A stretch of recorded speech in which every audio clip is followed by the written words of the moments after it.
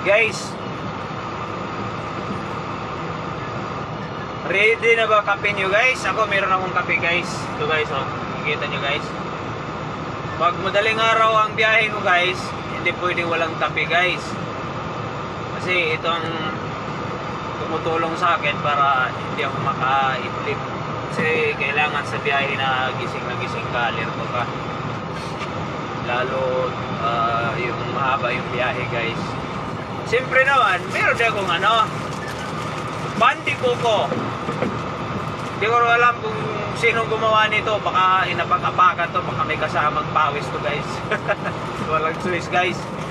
Madaling araw guys. Hindi ko naka-prepare kagabi kasi gabi na rin ako nakauwi galing sa garage.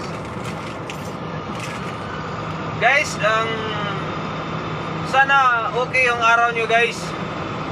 Sa mga nakakakita, sa mga makakakita sa aking video ngayon, sana okay kayo guys. Guys, huwag kayong sumuko guys. Lahat naman tayo dito sa mundo guys, hiram ang buhay guys. Yan lang masasabi ko guys. Kaya kung kaya nyong gumawa ng kabutihan guys, gawin nyo guys. Kung kaya nyo magtrabaho hanggat kaya ng katawan nyo guys, magtrabaho kayo guys.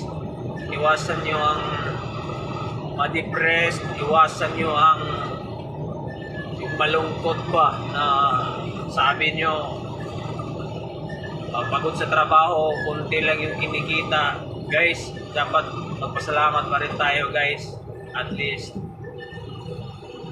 may trabaho pa rin, pamili ng pagkain. Yan naman ang number 1 goal natin guys, na makapag support, makadala ng pagkain sa pagkainan guys. Kasi ito sasabihin ko guys, mayaman ka man guys o mahirap guys, sa totoo lang, kumakain ka rin ng kahit anong pagkain guys. So ibig sabihin guys, batas lang tayo. So in terms of hanap buhay guys, yung iba maswerte kasi nga malaki ang kinikita, easy yung trabaho guys. Pero yung iba naman, hindi naman masaya at hindi pinapahalagahan yung income nila.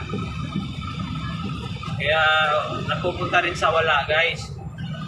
So tayo guys, kahit mababa lang yung kinikita natin guys, dapat thankful pa rin tayo. Makakabili